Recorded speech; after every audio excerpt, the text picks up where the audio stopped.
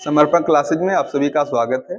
आज हम लोग अपवर्तनांक से संबंधित कुछ न्यूमेरिकल्स को सॉल्व करेंगे। तो इसके पीछे वाले वीडियो में हम लोग प्रकाश के अपवर्तन के नियम, सापेक्ष अपवर्तनांक क्या होता है, निरपेक्ष अपवर्तनांक क्या होता है, इन सब के बारे में अध्ययन कर चुके हैं।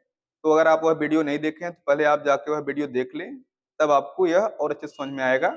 फिलहाल चलिए शुरू करते हैं। आप ध्यान से देखिएगा, वीडियो के लास्ट तक बने रहिएगा, आपको पूरा समझ में आएगा।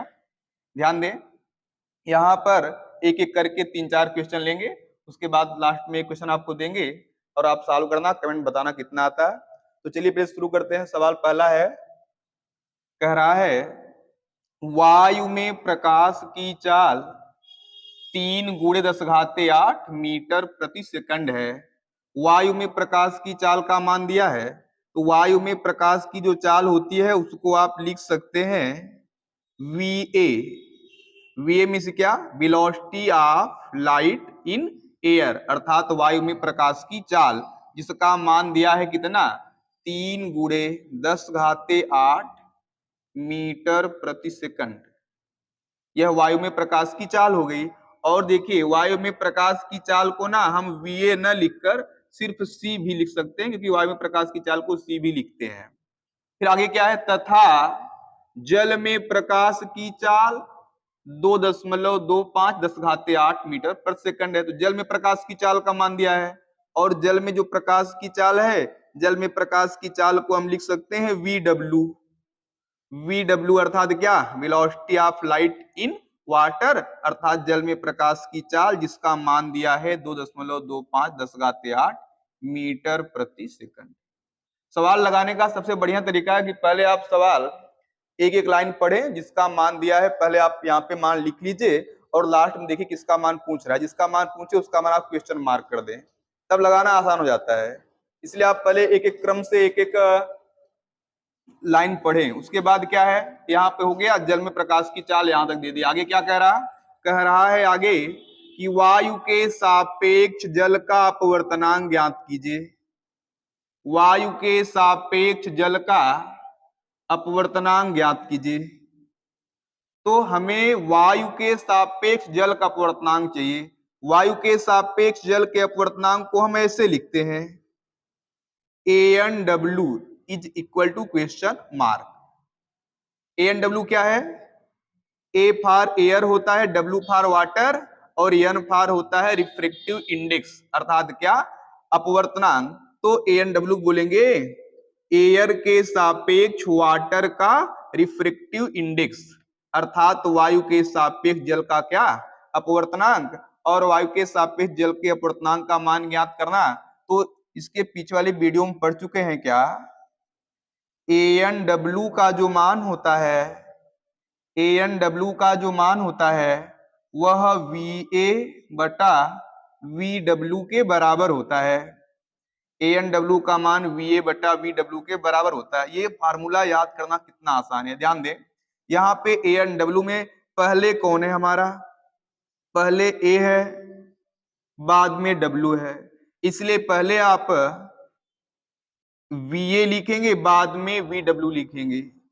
A पहले है तो VA पहले लिखोगे, W बाद में तो VW आप बाद में लिखोगे। इस प्रकार से ANW का मान VA/VW आ गया। अब इस फार्मूला में आप जो मान दिया गया मान रखिए, आपको आंसर मिलेगा। चलें तो मान रखते हैं, ANW है तो लिखेंगे ANW बराबर VA। VA means velocity of light in air. मान कितना दिया है? 3 × 10⁸ बटे VW का मान कितना दिया है? यहाँ पे 2.25 × 10⁸, ये हो गया। अब हम देख रहे हैं कि 10⁸ ऊपर भी है, 10⁸ नीचे भी है, दोनों कैंसिल हो जाएंगे, ये कट गए। अब आ गया क्या? ANW का मान, ऊपर 3 बचा, नीचे 2.25 बचा। अगर हम चाहें जो नीचे की संख्या दशमलव में है उसका दशमलव खत्म करना चाहें तो बहुत आसान है। दशमलव खत्म करने का तरीका है, दशमलव जितना अंक बाद लगा है, पहले तो दशमलव आप संख्या के दाईं तरफ ले जाओ। अगर संख्या के दाएं तरफ दशमलव गया तो दशमलव खत्म हो जाता है। जैसे यहाँ पे 2.25 लिखा गया, दशमलव खत्म करना है, आप इस दशमलव को 2 अंक दाईं तरफ खिसका दो, खत्म हो गया। लेकिन हाँ, जितना अंक दाईं तरफ खिसकाते हैं ऊपर उतना जीरो बढ़ जाता है। अगर हम इसको 225 लिखें अर्थात दशमलव खत्म करें तो 225 लिखने मतलब हुआ कि दशमलव 2 अंक खिसका दिए, 2 अंक खिसक गया तो ऊपर 2 जीरो बढ़ जाता है, यहाँ पे 300 हो गया। अभी आ गया 300 बटे 225, इसको इधर हल कर दे रहे हैं। ANW बराबर ये 300 बटा 225 है। अगर इसको हम 75 से काटेंगे तो 75 चौका 300 होता है और 75 तिया 225 होता है। तो इस प्रकार से ANW का मान हमको मिला कितना, 4/3। ये ANW का मान आ गया, अर्थात वायु के सापेक्ष जल का अपवर्तनांक आ गया। तो बहुत सिंपल था। अब इसी प्रकार से अगला सवाल लेते हैं। अगला सवाल लेते हैं।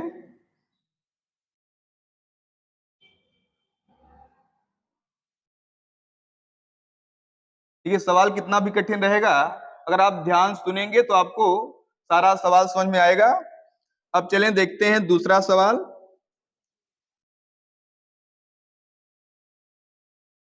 दूसरा सवाल लेते हैं।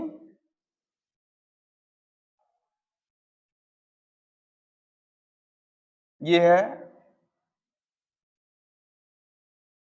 दिया है क्या, दिया है निर्वात में प्रकाश की चाल 3 × 10⁸ मीटर प्रति सेकंड। तो यहाँ पे निर्वात में प्रकाश की चाल का मान दिया है 3 × 10⁸ मीटर प्रति सेकंड।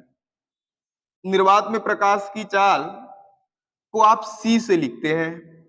निर्वात में प्रकाश की चाल को आप C से लिखते हैं तो हम कह सकते हैं कि हमको C का मान दिया है, तो लिख सकते हैं C का मान 3 × 10⁸ मीटर प्रति सेकंड। इसको खूब याद रख लें कि निर्वात में प्रकाश की चाल कहे तो आप उसका मान सदैव C से लिखते हैं। आगे क्या कह रहा, यदि कांच का अपवर्तनांक 3/2 है, यदि कांच का अपवर्तनांक 3/2 है, तो कांच का अपवर्तनांक 3/2 जो है उसको हम ऐसे भी कह सकते हैं कि कांच का निरपेक्ष अपवर्तनांक 3/2 है। चाहे कह दे कांच का अपवर्तनांक या कह दे कांच का निरपेक्ष अपवर्तनांक 3/2 है। तो करा कांच का अपवर्तनांक 3/2 है तो इसको हम समझेंगे कि कांच का निरपेक्ष अपवर्तनांक 3/2 है, और कांच के निरपेक्ष अपवर्तनांक को हम सिर्फ लिखते हैं क्या, NG।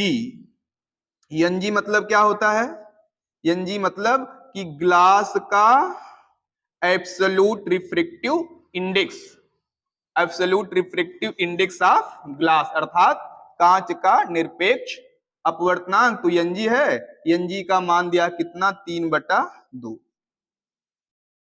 कह रहा है क्या आगे, तो कांच में प्रकाश की चाल ज्ञात कीजिए। कांच में प्रकाश की चाल ज्ञात करना है तो कांच में प्रकाश की चाल को तो हम VG से लिख सकते हैं, क्योंकि हम कांच को ना इंग्लिश में ग्लास बोलते हैं। तो यहाँ पे VG में से क्या, velocity of light in glass, अर्थात ग्लास में प्रकाश का वेग या ग्लास में प्रकाश की चाल, मींस कांच में प्रकाश की चाल, VG का मान निकालना है। तो चले, हम जानते हैं, इसके पीछे वाले वीडियो में पढ़ चुके हैं, NG का जो मान होता है वो C/VG के बराबर होता है। NG का मान C/VG के बराबर होता है। NG क्या है, कांच का निरपेक्ष अपवर्तनांक, और इसका मान निर्वात में प्रकाश की चाल अर्थात C और बटे कांच में प्रकाश की चाल अर्थात VG के बराबर होता है। तो अगर इस फार्मूले में हम इनका मान रखें तो NG का मान आपको क्या मिलेगा, NG का मान तो यहाँ पे दिया है कितना, 3/2 और बराबर यहाँ पे C का मान कितना दिया है, C का मान दिया है 3 × 10⁸, उसके बाद बटे VG है, VG का मान कितना दिया है, सॉरी VG का मान तो निकालना, तो आप VG को VG लिख दीजिए, इसी का मान निकालना है। तो अब देखें, जिसका मान निकालना होता है उसको हम बराबर एक तरफ अकेला रखते हैं। तो हम चाह रहे हैं जो VG है इस Vg का ट्रांसफर कर दें। Vg हम देख रहे हैं इस तरफ भाग किया है, अगर इसी Vg का ट्रांसफर करेंगे इस तरफ आएगा तो यह गुणा करेगा, तो हम कह सकते हैं हो गया क्या 3/2 गुणे Vg और बराबर उधर कितना 3 गुणे 8 ऐसे हो गया। क्या किए Vg का ट्रांसफर किए, ऊपर आया तो चूंकि इधर भाग किया था उधर गुणा कर लिया, उधर कितना बचा 3/8 ये बच गया। अब अगर हमें सिर्फ Vg का मान चाहिए तो Vg आप अकेला करिए बराबर के एक तरफ, 3/2 का भी ट्रांसफर करोगे। अब जब हम Vg को अकेला करेंगे 3/2 का ट्रांसफर करेंगे तो 3/2 उधर जाएगा तो पलटकर 2/3 हो जाएगा, 2/3 हो जाएगा। अब देख रहे हैं कि 3 से कट गया, इधर क्या बचा Vg का मान 2 गुणे 10⁸ बच गया, अर्थात ये हो गया क्या velocity of light in glass, कांच में प्रकाश की चाल का मान 2 गुणे 8 आ गया और मात्रा क्या लिखोगे आप मीटर प्रति सेकंड। तो ये रहा दूसरा सवाल। तो चले इसी प्रकार से एक सवाल और लेते हैं, इसे मिटा दे रहे हैं।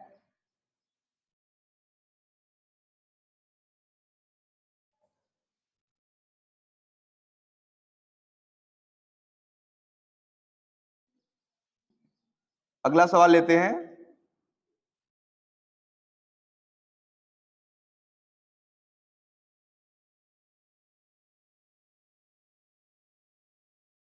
ये रहा,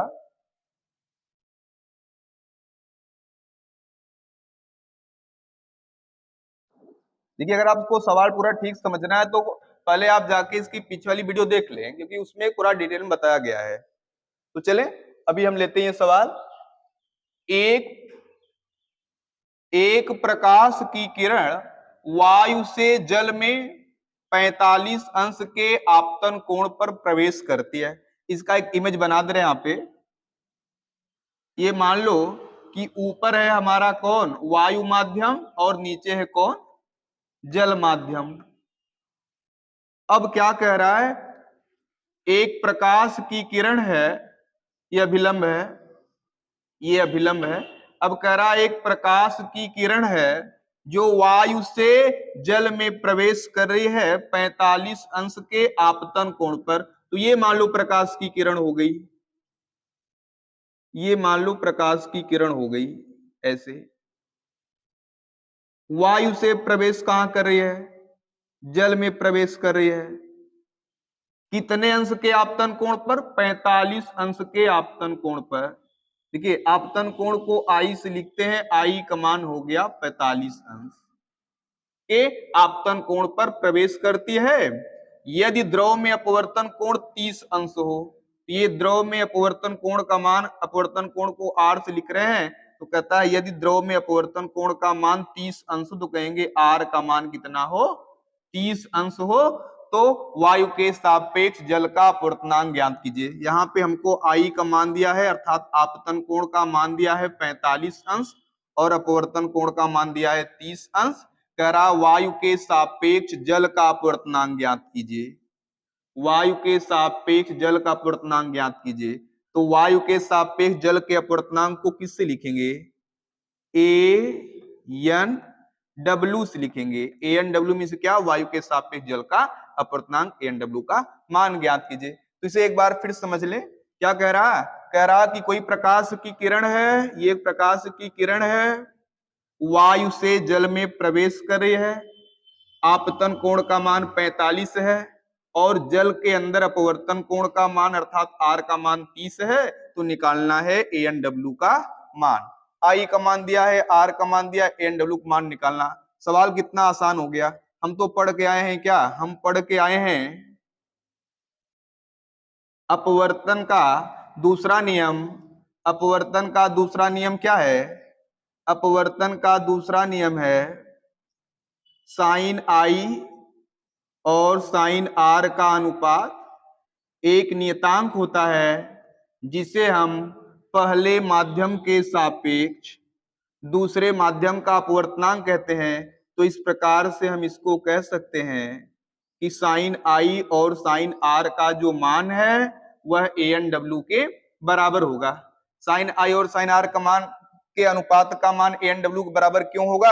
आप कह देना कि ए एन डब्ल्यू क्या है, वायु के सापेक्ष जल का अपवर्तनांक है, या वायु पहला माध्यम है जल दूसरा माध्यम है, तो कह सकते हैं कि पहले माध्यम के सापेक्ष दूसरे माध्यम का अपवर्तनांक है, और पहले माध्यम के सापेक्ष जो दूसरे माध्यम का अपवर्तनांक होता है वही तो sine i by sine r के बराबर होता है। तो इस प्रकार से आप हमला पा गए क्या कि साइन आई और साइन आर का जो अनुपात होगा वह ए एन डब्ल्यू के बराबर होगा। तो चलें इस फार्मूला में मान रखते हैं और आंसर पाते हैं।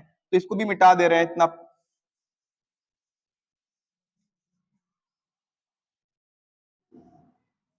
अब देखें साइन आई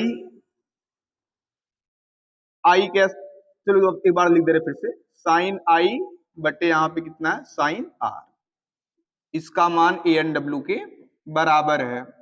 अब अगर हम यहाँ पे मान रखें तो साइन आई का मान हमें कितना मिलेगा? हम जानते हैं जो आई है आपतन कोण है, और आपतन कोण का मान यहाँ पे दिया 45, लिखेंगे साइन 45 और बटे साइन आर, आर का मान यहाँ पे कितना है 30, तो साइन 30 बराबर ए एन डब्ल्यू। इसका मान तो निकालना है इसलिए इसको वैसे लिखे हैं। अच्छा लगने के लिए आप ए एन डब्ल्यू पहले लिख लो, ए एन डब्ल्यू पहले लिख लो। अब हम हल करेंगे। साइन 45 का मान क्या होता है? साइन 45 का मान होता है 1 बटे करड़ी 2, ये साइन 45 का मान होता है 1 बटे करड़ी 2। फिर क्या बटे में क्या है साइन 30, साइन 30 का मान क्या होता है? साइन 30 का मान 1 बटे 2 होता है। अब इनको हल करना है, ए एन डब्ल्यू को आप ए एन डब्ल्यू ही लिखिए। अब जब दो भिन्न हो और दोनों भिन्नों का अनुपात हो, तो दो भिन्नों का अनुपात हो ना, तो सिस्टम होता है क्या, पहला वाला भिन्न आप जो ऊपर वाला भिन्न है 1 बटा करणी 2 उसको जैसे है वैसे लिखो, 1 बटा करणी 2 जैसे है वैसे लिखो। अब जो नीचे वाला भिन्न है 1 बटा 2 उसको आप पलट के गुणा करा दो, अर्थात यह 1 बटा 2 है, ऊपर ले जाएंगे 2 बटा 1 हो जाएगा, ये गुणा कर लेगा। ये सिस्टम होता है। पहला वाला भिन्न वैसे लिखे, दूसरे वाले भिन्न को पलट के लिख दिए, हो गया। तो ये ए एन डब्ल्यू का मान आ गया। हम जो देख रहे हैं यहाँ पे 1 बटा करणी 2 जैसे है आप वैसे रहने दें, लेकिन जो 2 है 2 को हम इस प्रकार से भी लिख सकते हैं, 2 को हम 2 बार करणी 2 लिख सकते हैं। अब करणी 2 गुणे करणी 2 का जो मान होता है वही जाके 2 के बराबर होता है, तो यहाँ पे करणी 2 गुणे करणी 2 बटा 1 लिख सकते हैं। तो क्या हुआ, 1 करणी 2 से 1 करणी 2 खत्म हो गया, और 1 से तो कोई मतलब यहाँ पे है नहीं, तो ए एन डब्ल्यू का मान हमें कितना मिल गया, करणी 2 मिल गया। या अगर आप चाहें तो करणी 2 का मान भी रख सकते हैं। करणी 2 का जो मान होता है 1.41 होता है। इस प्रकार से हमें मिल गया क्या, ए एन डब्ल्यू का मान, अर्थात क्या, वायु के सापेक्ष जल का अपवर्तनांक मिल गया। तो चले अब हम एक सवाल और लेंगे भी, इसे मिटा दे रहे हैं, एक सवाल और लेंगे, बहुत जरूरी सवाल है ये, सवाल बहुत जरूरी है। वायु के सापेक्ष कांच का अपवर्तनांक दिया है, वायु के सापेक्ष कांच का अपवर्तनांक 3/2 है। वायु के सापेक्ष कांच का अपवर्तनांक 3/2 है। वायु के सापेक्ष कांच कहे तो एएनजी लिखोगे, एयर के सापेक्ष ग्लास का अपवर्तनांक, वायु के सापेक्ष कांच का अपवर्तनांक 3/2 दिया है। आगे, तथा वायु के सापेक्ष जल का अपवर्तनांक 4/3 है। वायु के सापेक्ष जल का अपवर्तनांक, एयर के सापेक्ष वाटर का अपवर्तनांक, एयर के सापेक्ष वाटर का अपवर्तनांक, अर्थात ए एन डब्ल्यू का मान दिया कितना, 4/3। तो कह रहा है क्या, तो कह रहा कि जल के सापेक्ष कांच का अपवर्तनांक निकालें, जल के सापेक्ष कांच का अपवर्तनांक निकालें। जल के सापेक्ष कांच के अपवर्तनांक का मतलब क्या है, जल को W से लिखते हैं तो कहेंगे WNG, वाटर के सापेक्ष ग्लास का अपवर्तनांक, अर्थात जल के सापेक्ष कांच का अपवर्तनांक WNG का मान क्वेश्चन मार्क हो गया।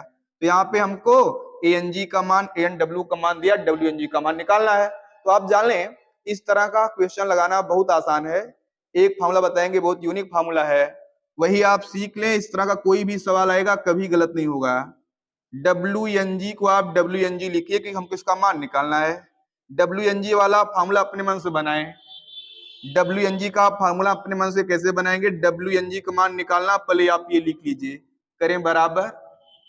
अब क्या करना है, ध्यान देना, अब हमें क्या करना है, पहले W है, बाद में कौन है? G। तो जो पहले बाद वाला है, पहली बात तो एक बात ये जान लें कि इस पार्ट में हम एयर, वाटर और ग्लास, एयर, वाटर और ग्लास, अर्थात A, W और G, मुख्य रूप से यही तीन मीडियम पढ़ रहे हैं।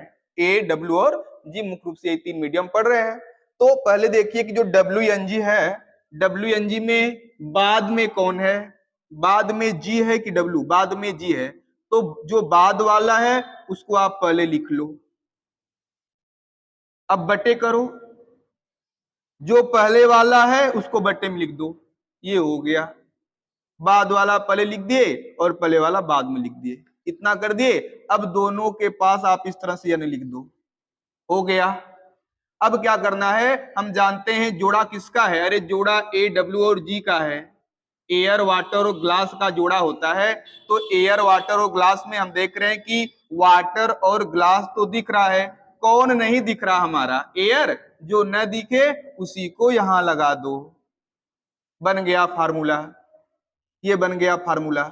अगर मान लें कि हमें हमें इसी प्रकार से कोई और फार्मूला बनाना है तो बहुत सिंपल है, एक बार वह भी चेक कर लें तब सवाल बताएं आपको।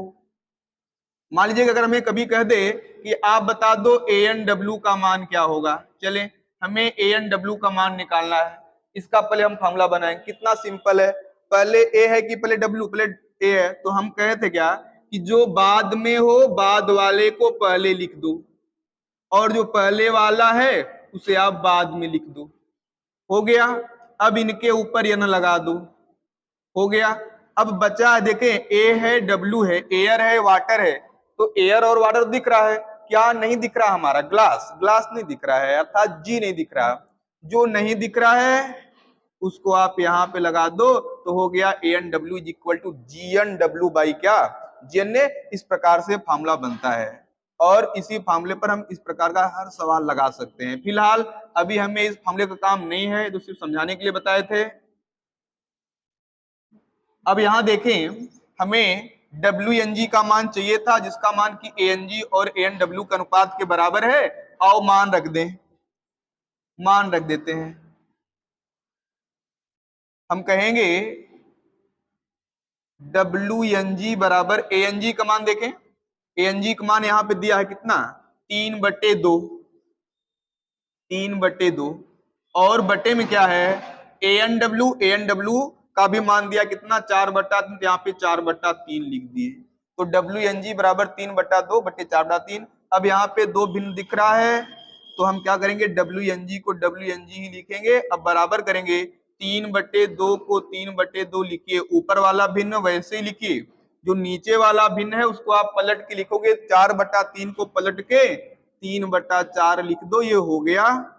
WNG का मान आ गया 3×3 9 और बटे 2 चौक 8, ये WNG का मान आ गया 9/8, अर्थात जल के सापेक्ष कांच के अपवर्तनांक का मान 9/8 आ गया। तो चले आपको एक सवाल देते हैं, आप लगा के आना और बताना आंसर में कितना आता है।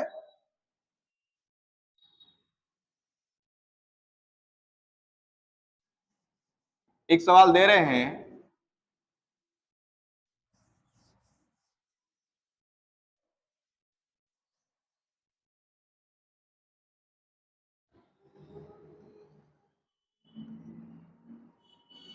यदि यदि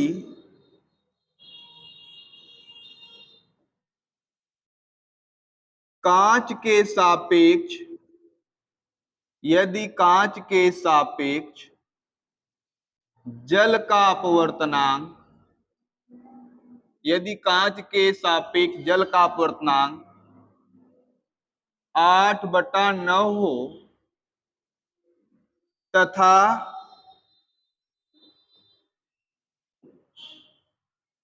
वायु के सापेक्ष, या इसे कहते हैं तथा कांच के सापेक्ष, कांच के सापेक्ष वायु का अपवर्तनांक, कांच के सापेक्ष वायु का अपवर्तनांक 2/3 हो तो जल के सापेक्ष, जल के सापेक्ष वायु का अपवर्तनांक ज्ञात कीजिए, वायु का अपवर्तनांक ज्ञात कीजिए। तो चलिए ठीक है, धन्यवाद।